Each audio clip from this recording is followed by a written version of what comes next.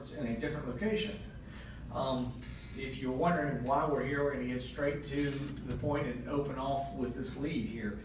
The Pensacola Sports Association is joining us today to make an announcement that they're partnering with the City of Pensacola to create the Bayou Hills Run City of Pensacola 5K, 10K Championship, formerly known as the Bayou Hills Run.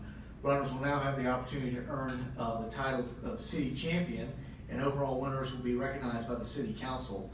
We're excited to partner with the Pensacola Sports Association for this event, and it will also benefit Creative Learning Academy.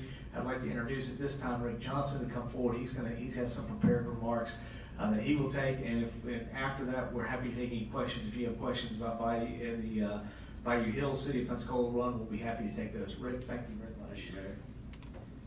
Yes, as the mayor said, we're excited today to announce that we will finally, for this great city, have a city championship as far as the running world is concerned. Bayou Hills Run started back in the late 70s, I think it was 1978, as a fundraiser for what was then Creative Learning Center, but now it's Creative Learning Academy. A few years ago, Pensacola Sports partnered with CLA to help their event management, and then last year was the first year that Pensacola Sports actually owned the event. So we're excited about this. The race day is March 28th, 2020, through the neighborhood of East Hill. It's a beautiful course. Distance is the 5K and the 10K. Will maybe be completed by then? Do we know? I don't know. I didn't know. We're not being completed. Okay, I have no idea that construction. I was told pretty renderings downstairs. So, anyways, we came up. So hopefully you all come out and support us. But again, thank you for the opportunity. This is exciting for us and exciting for the city of Pensacola. Do you have any questions for Rick?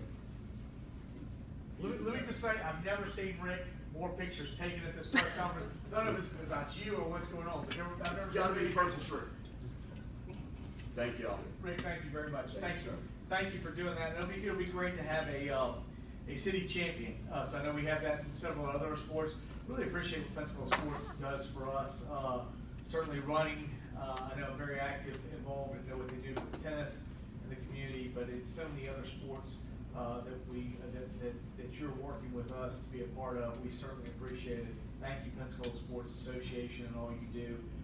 Again, I think we all think of the significant team sports, but there are a number of other sports.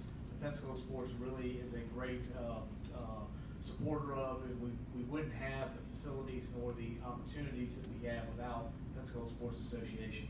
So we appreciate all that they do.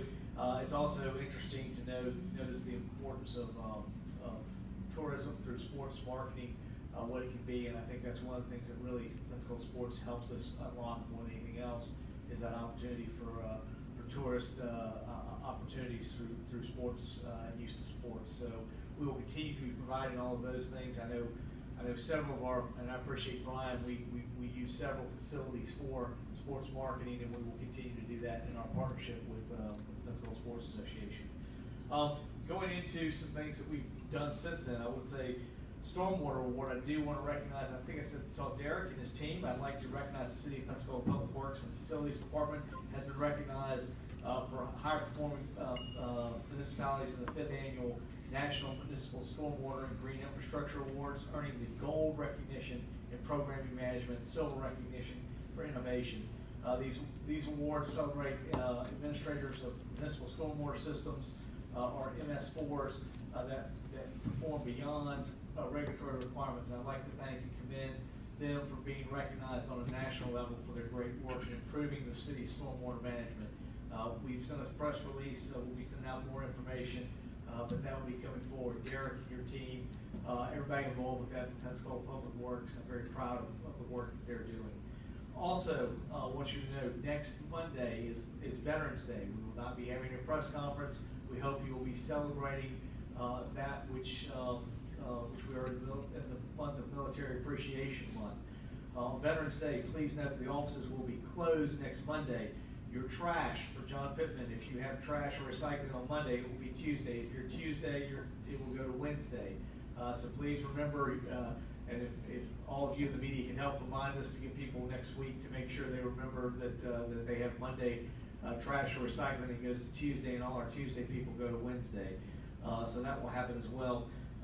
We will not have a press conference. However, Osceola Golf Course and Roger Scott Tennis Center will remain open. All other city offices will be closed. Also, do not forget that there will be a change in sanitation pickup, and that will be occurring as well. So again, please want everybody to know what's going on there. But more than anything else, this is Military Appreciation Month, and regardless of where we are in our country, we should be thanking those who serve. But certainly in a community like Pensacola that is so military dominant, with our Navy presence and our Air Force presence right next door, certainly the appreciation. I know I'm going to speak at an event that Rotary puts on right now after this afternoon at lunch, and so I'm looking forward to being there, celebrating what our military men and women in this community do. Not only do they serve our country, but they serve many of the things that we have in this community. We get volunteer help from those military members, so thank you to all those, and certainly thank you to all those who have served. We have a number of veterans here at the City of Pensacola. We're very proud of their service, and we're very proud to continue to hire veterans. I think anything you can do to hire veterans, we certainly encourage that. And I know we had a veterans preference, our veterans, how they engage, work with the city and putting things on several months ago. So we continue to be committed to finding opportunities to work with veterans and recognize them for their service. And I hope you will do the same. The Spring Street tree, last week a judge ruled in favor of protecting the heritage live oak on North Spring Street. The city has been working to prevent it from being cut down. Judge Jeffrey Burns denied the property owner's motion to dissolve the temporary injunction. Great work by our legal team who were helpful in trying to, again, reinterpret the state statute. We tried to communicate this with the legislature, that there were holes, and again, this was going to create problems. And I really appreciate at least we were one of the first people to jump into this, and I appreciate our legal team at least putting that forward and trying to do that. We would have rather had that won the argument last spring in the legislature, but unfortunately we did not. And I think the result is what happened with this lawsuit. We don't like having to do it any more than anything else, but it's very unclear as to who has the ability to do that, and that's why we ask the courts to make that determination. So again, that's where we are. Lastly, I'd like to recognize last week one of the things that we did that I think, I'm very proud of where we've gone in this community. On Friday, I participated in a leadership retreat along with our management team. All of our directors and senior management participated as part of the city's long-term strategic plan to enhance employee engagement and develop leadership skills.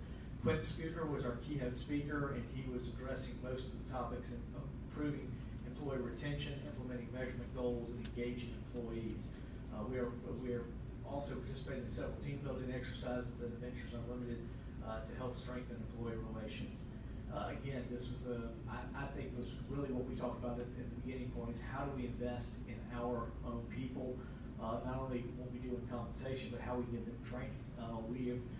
We've moved forward this year. We talked about dedicating more training, leadership training. We're trying to provide at least might not take a retreat like this, but it's at least some level for that top management of quarterly opportunity for them to continue to develop and become better leaders. We talked about a lot of things we can do to engage our employees more. As I said before, the reason everything works here when you come to the City of Pensacola is there are 800 men and women who are dedicated to this community, and they serve it. And what they do, they provide the customer service level, the things that we enjoy, and all of us as citizens when we see those different services provided. So again, what we can do to invest in them, to make them better leaders, to make their team better leaders, to make sure that services are more efficiently provided, those are all good things. And we think at the end of the day, they will provide a better quality of service. And we believe we need to invest in our employees and make them better leaders. If our management staff is better leaders, they'll produce better employees, which will give our citizens better results whenever you utilize any different type of community service. So very happy about those things. This week we have a number of things going on. Again, we have several military appreciation things. We'll be working through that, and just again, Monday, no press conference. So we will skip next Monday and pick up after that. Will be closed for Veterans Day. I'm happy to answer any of your questions and look forward to seeing what you have to ask. Yes? I know, I never started, so crazy. A couple of things. I understand that Chorus Ninelaynder has been in some communication with Casey regarding the hiring of a PR firm around the Crawford Seaman case says. I know there are some specifics that perhaps y'all can't give us yet. We discussed, but I guess I'll follow up then. But would you talk about the philosophy of doing that? What was the goal? We did. We hired an outside legal firm that specializes, and I think Susan has done a great job of representing us, and she continues to do that. We've always said when certain things get out of our realm of what we're used to doing on a day-to-day, and certainly as we look at this case that associated around the shooting was one of those things. So we did hire and engage a firm out of Tallahassee, Sniffen and Spellman. So as part of that, they recommended to us that we be prepared in the event that something went national with publicity or a variety of things, so that we were there. We hired a PR firm to look at and help us those things. We really have not done anything else with them since the I guess the grand jury came out and the video was released, because it ended up things did not go national. But again, they were all simply retained on staff just in the event that we had challenges that were beyond what we normally were used to doing. And again, it didn't end up doing that way, so we really haven't engaged them any further. So you pretty much didn't use them beyond having them almost like on retainer? Well, we did do some basic planning in the beginning, and that's all the work that we did. And it ended up that none of those things, again, you plan. Sometimes they happen, sometimes they don't. It didn't happen. We didn't utilize them anymore outside of that. But again, I think it's part of the case is it's always better to be prepared than not prepared. And then, just well, last one, I promise. Was there an upper range? Casey mentioned that you couldn't give me the exact number because I don't have that. But like up to 5,000, up to 10,000, up to 25,000. Again, as soon as we have those numbers, I will find out. But I mean, it's part of a billing. It was billed through, and they were contracted through the other attorneys. So again, we don't even know, at this point what that is. It will come in through that. I'm sure as everything else comes in, we'll have that. I do remind you, Susan has saved us on outside counsel just within this year hundreds of thousands of dollars. So if we spend an additional $5,000 or $10,000 to help us with PR, we're going to still be way ahead of where we were a year ago. So again, there are sometimes circumstances that are outside of what we're used to doing, and again, we were planning in the event that something happened. Obviously, it didn't happen, so we were perfectly fine. But I think it was, again, just shows the prudence of both the people we have on staff as well as those additional people we contract with, just trying to make sure we're prepared as possible. Is there any movement on the formation of the Citizens Advisory Council? Yes. In fact, I received Lawrence Powell in the back this morning. I received from him some information he's been working on. I haven't even had a chance to digest it. It just came into the email, and I haven't had a chance to see the attachments. I know that he and I are meeting with Cedric Alexander, who's a national, in law enforcement, has been based in dealing with this. He comes from law enforcement. He's retired here in Pensacola. He has a wealth of knowledge, and he's willing to talk with us and kind of give us some advice on some things. I know Lawrence and I will be meeting with him this week. I will say that I do believe that again, it's one of those things that we will continue to work through and see what we can do. But we're trying to get as much advice, make sure that we build the team that we need to for the citizens. And again, our expectation is it may be something more, maybe more important than just law enforcement. We want to look at other services as well and how we do that. So again, we're still trying to evaluate how that all works out, but it will definitely involve something to help us. I think along those lines, I really appreciate where we're going already with the police department. We're trying to improve relationships all over. We talked about that several times. We've discussed with where we are in the new fiscal year with the DIB and some of the things in the CRA area that we'll be having bike patrols. We want to continue to extend that to West Side CRA and some of the other things as we can. So we're gonna try to do everything we can to build a better relationship between our police and our communities. What about the training programs of the feds? We're still working on that, and I think we gotta get back with Larry Keefe. I'm looking back there at Chris. I know at some point we're gonna get together on that, and we've just been trying to get back together with Larry. I know we've been in and out of town with several things going on our end. We just gotta sit down with him and get together again. But I know that that relationship continues to work between the PPD and the other offices. And from our standpoint, we just haven't had a chance to sit down with the attorney yet. He was supposed to come to town, then he couldn't come, and then we went out of town, and so it's been a calendar issue. We're trying to get a hold of him. Oh, thank you. Jim? So do you have a tentative timeline for when you think the Citizens Advisory Committee will come together?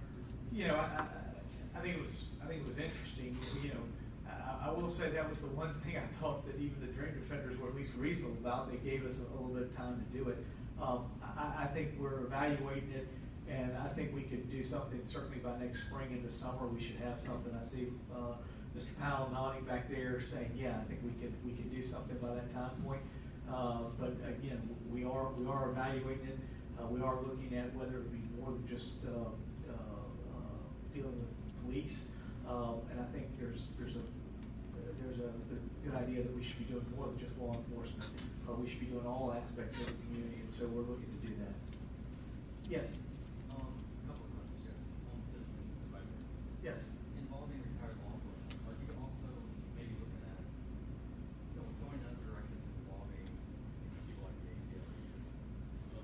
We're certainly looking at everything. The reason we're talking to Cedric Alexander is more, he's seen this in other communities where you put this. We're not looking to put him on the committee. We're simply talking to him because he has an expertise in dealing with this. So I want to be clear.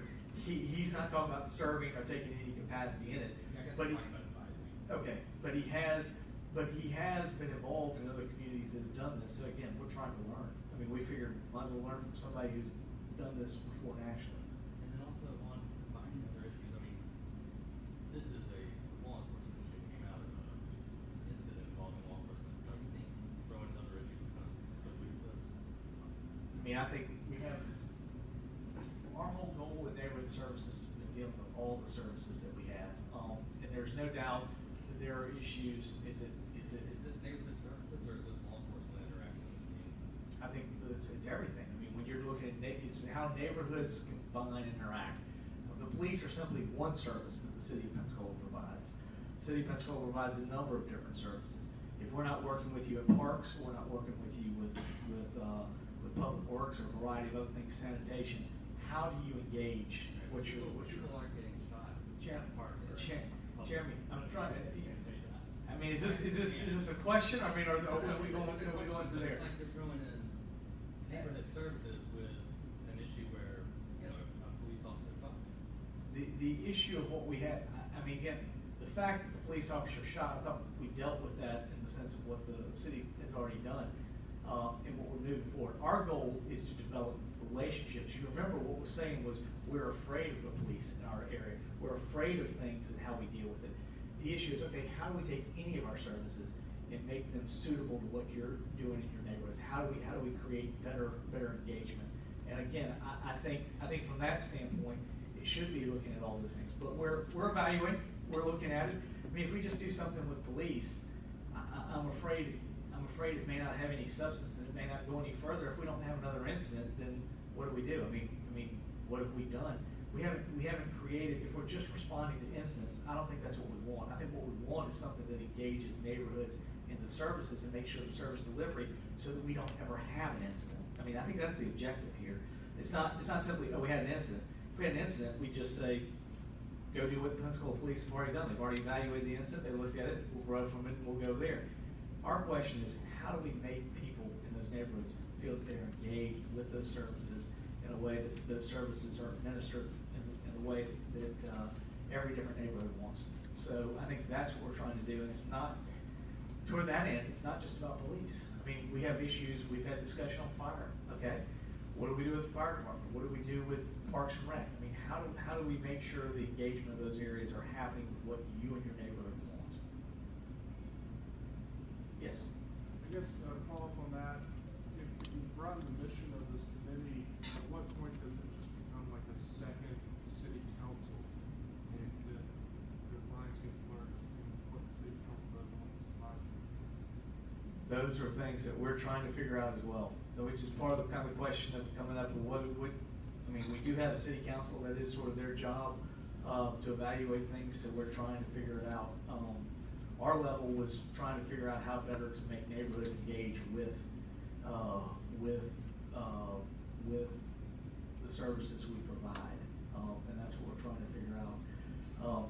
I mean, I do think we certainly could have the issue with police, but I think if we do that, I think we're gonna have a very small discussion about things we're already working on and how we end up figuring out, we sort of know what we're doing, we're trying to engage those processes and figure out how to make policing more interactive with those citizens that they serve, so that they feel like the police are there to protect rather than to harass. And we've had that discussion. We clearly understand that's one of the things that we want to do. We're looking for ways that we can do that.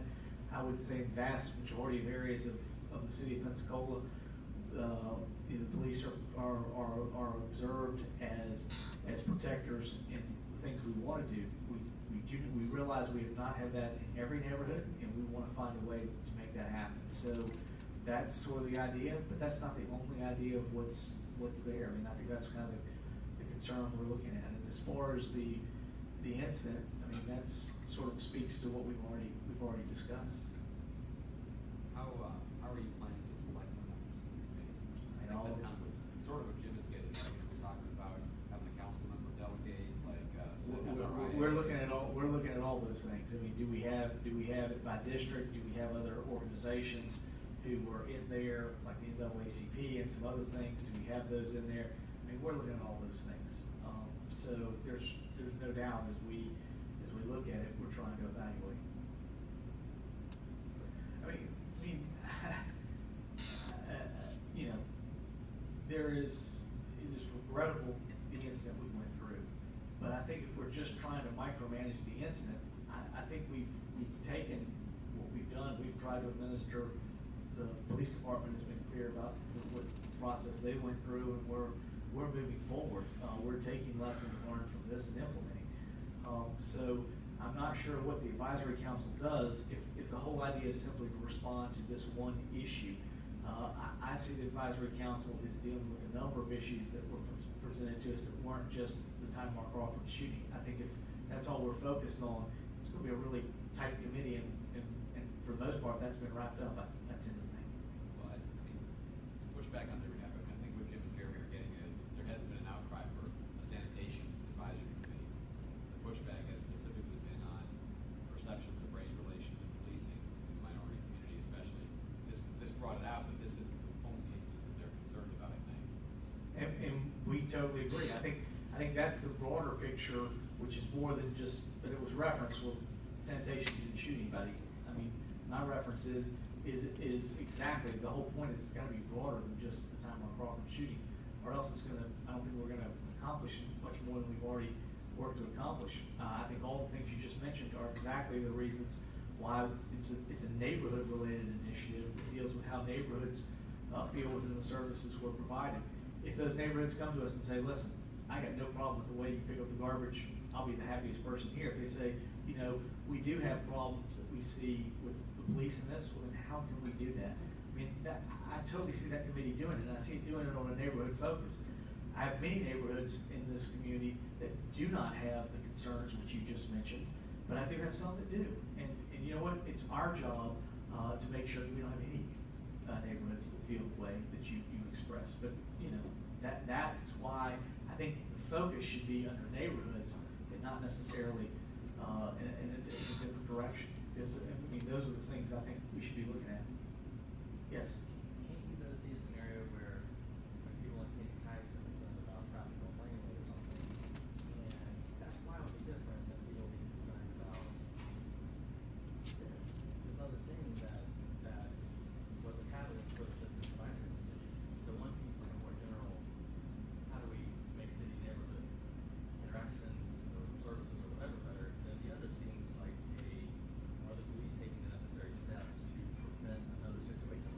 Jeremy, the whole goal was to do that, but I think, again, I think if we went through and simply looked at every neighborhood and said, how, you know, where are your relationships with the city Pensacola Police Department, I think we'd find the vast majority of neighborhoods don't have the same, and that's not it would be very easy to take a picture and say, well, then there's not a problem. There is a problem. If any neighborhood has a problem, then we have a problem. Then we need to figure out how to solve it. But I think we gotta be broad enough that we're also working and saying we're looking at all neighborhoods at the same time and give everybody the engagement to do it. Your neighborhood may not have a parks problem, but there ought to be a way that you can engage and move forward from there. So, and again, we're still looking at this. We're still trying to figure out how to do it, and that's one of the reasons we want to sit down and talk with somebody who's done this before.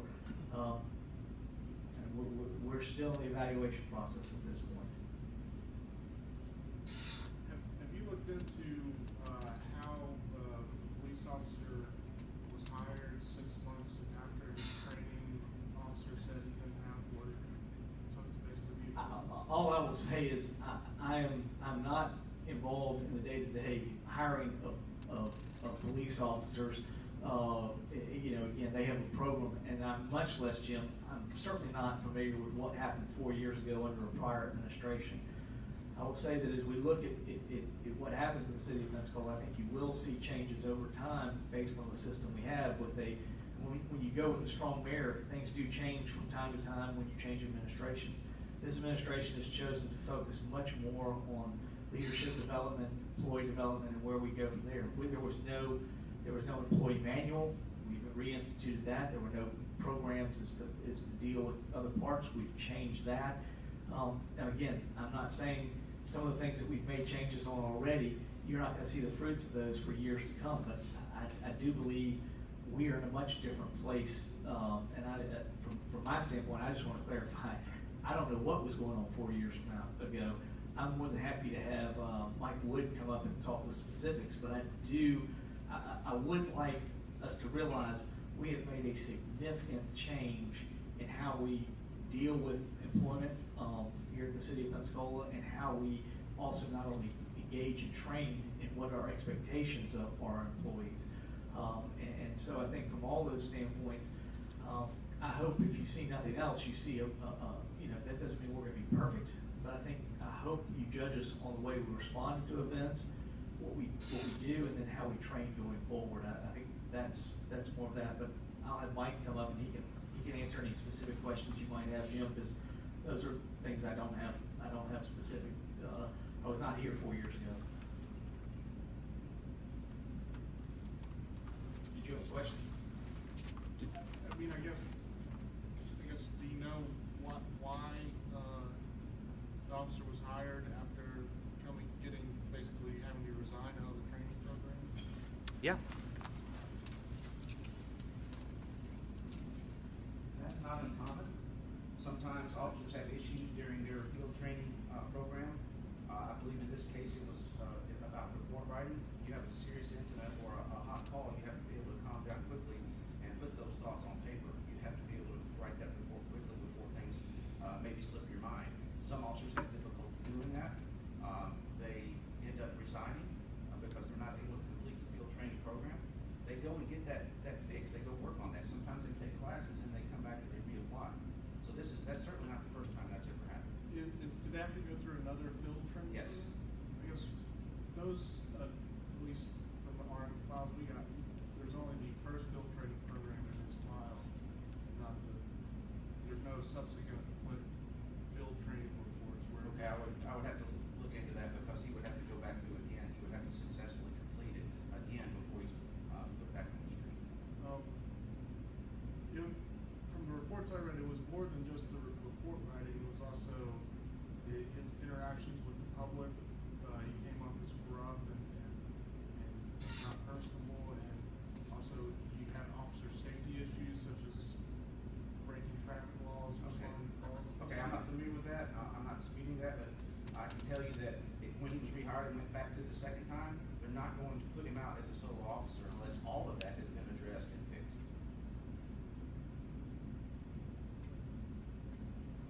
I have a question for you. Yes, sir.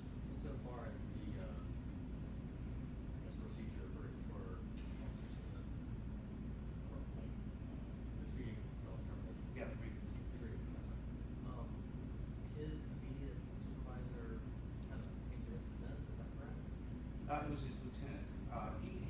It's his position to go and check the facts and find out, what happened, and that's what he did. He presents that to the chief of police.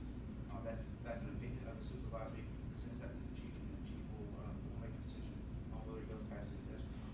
How much weight is that? How much weight is this? Well, the chief wants to hear everybody's opinion. The opinion of the supervisors is strong, and the chief wants to hear that. So whether, I don't know if that grievance has made it to the chief's desk or not. I know there's, due to the collective bargaining agreement, he has a certain amount of days to get it there. And I haven't been there this morning yet. I don't know if it's made it there or not. I mean, y'all seem to have been pretty clear that you said you were maybe terminated justly. You see the getting done. I don't see the chief changing his mind. The process is to go to the chief's desk, and is there some arbitration element of this after that? What's the relationship? Again, I'm not between the two? 100% familiar with it. Andrew, I believe it comes to City Hall after it goes past the chief's desk, and then possibly arbitration after that. I would have to double check.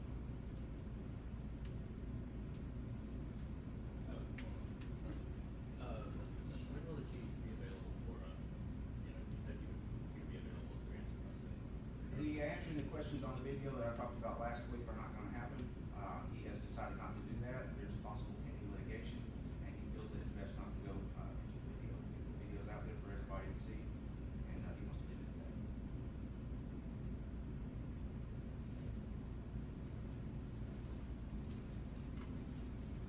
Yes.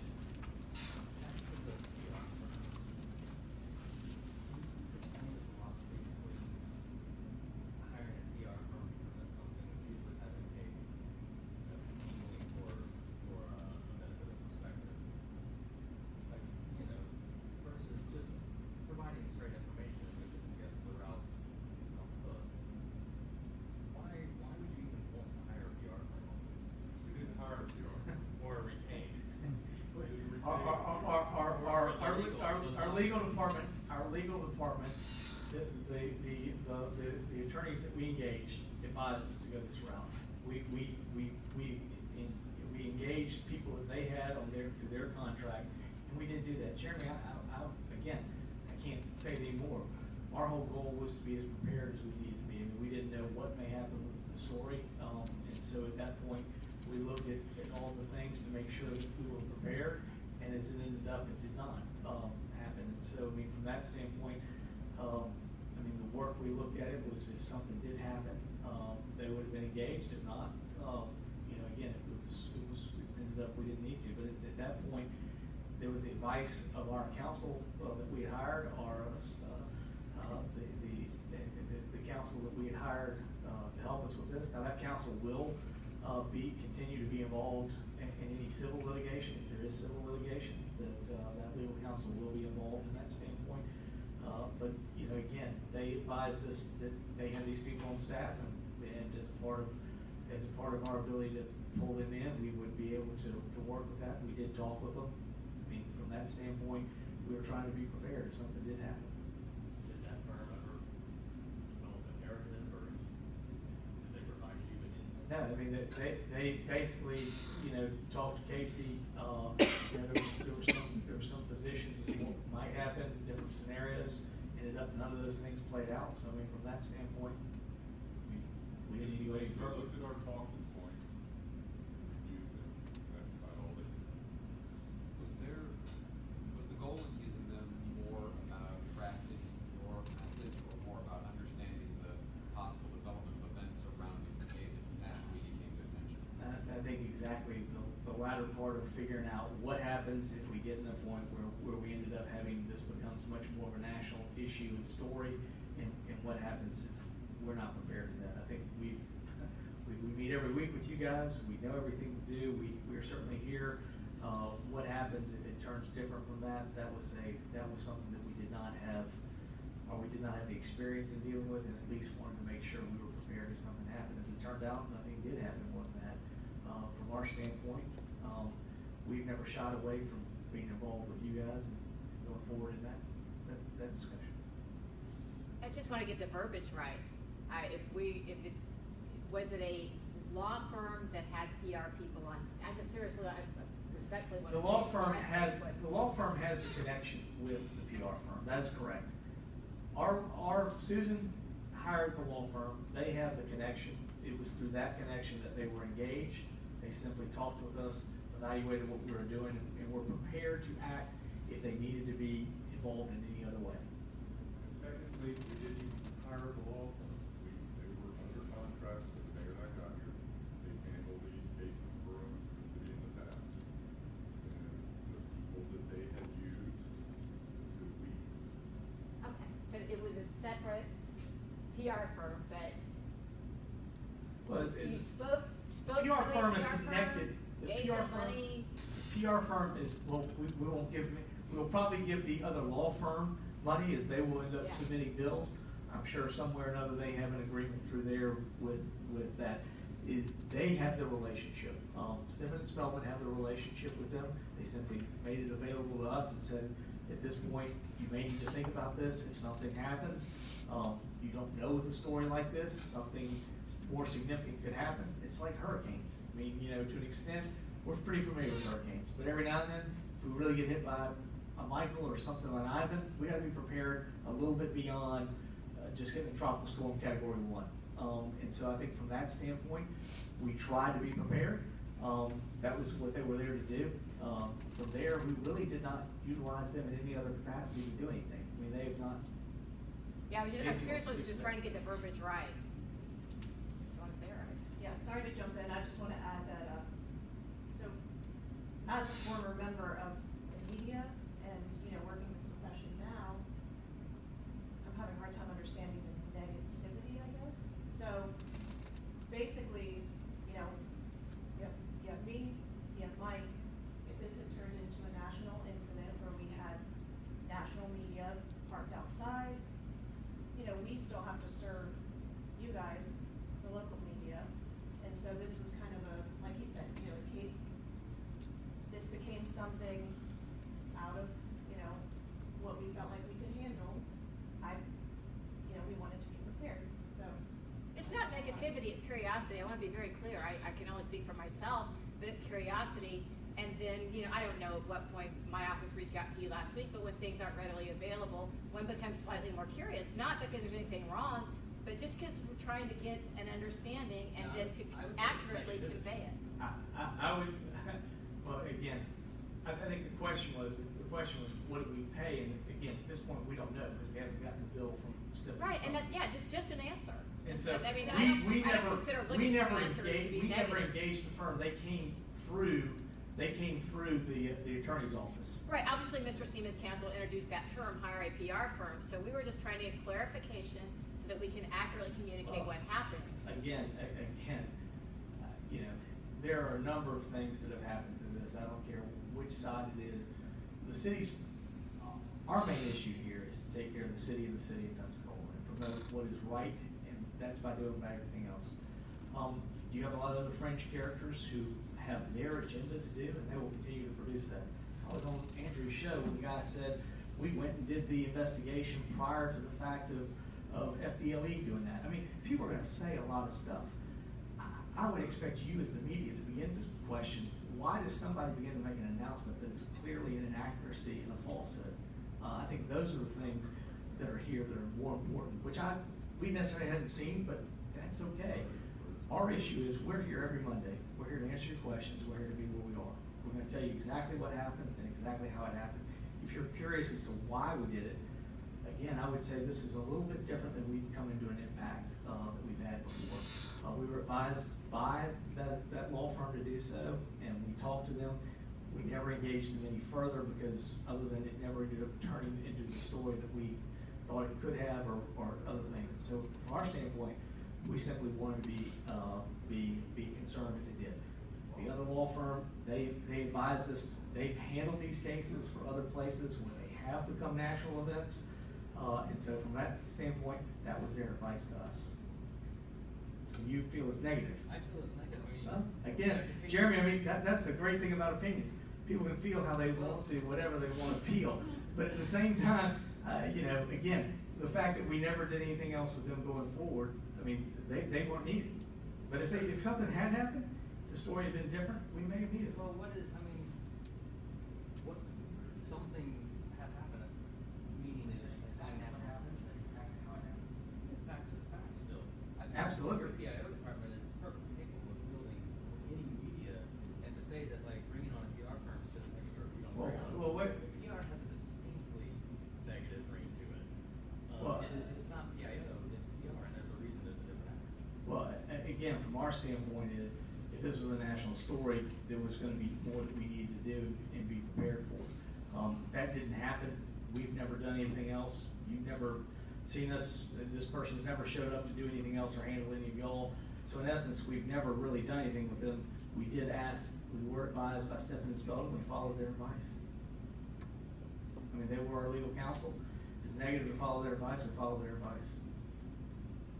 Why do you think nothing ever happened? Why do you think it didn't? Again, I'm not gonna, you know, part of that, I think the city of Pensacola, again, I think we're in a new era. We evaluate things, we're gonna do that. You know, there's all this stuff that says that the mayor's office put pressure. The mayor's office may have put pressure on PPD before, that's not what we do now. What we expect people to do is answer things honestly and accurately as to how they feel about things. And that's what we do. We invest in our employees, we believe that they should be the best possible leaders. We're not gonna handle it. We didn't shred up a employee manual. In fact, we instituted a new one. They gave rights to those individuals. All those rights are there. They have the right to do it. You have the right to continue a process and be involved in the process and appeal. You don't have the right to be right. You have the right to an opinion, but that's not a right to be right. And I think at the end of the day, those things move through, and, you know, again, we will be, what happens here, but I mean, we're gonna stay focused on doing what's right, about what we needed to do. We stood by the opinion that we felt like the police department made, and there are rules there for operations. Those rules will continue to be in place. We expect officers to operate within their way, but we also expect citizens to operate within the way they should. And I think as this thing moves through the legal counsel, if it does end up being in a civil litigation, I think all those things will come to light as well. So there are certainly ways that are here, but I don't disagree. There are attorneys that certainly are happy to say anything. A lot of those times those things aren't true. I was on Mr. McKay's show and clearly disputed one that was very obvious that was inaccurate, and we will continue to do that.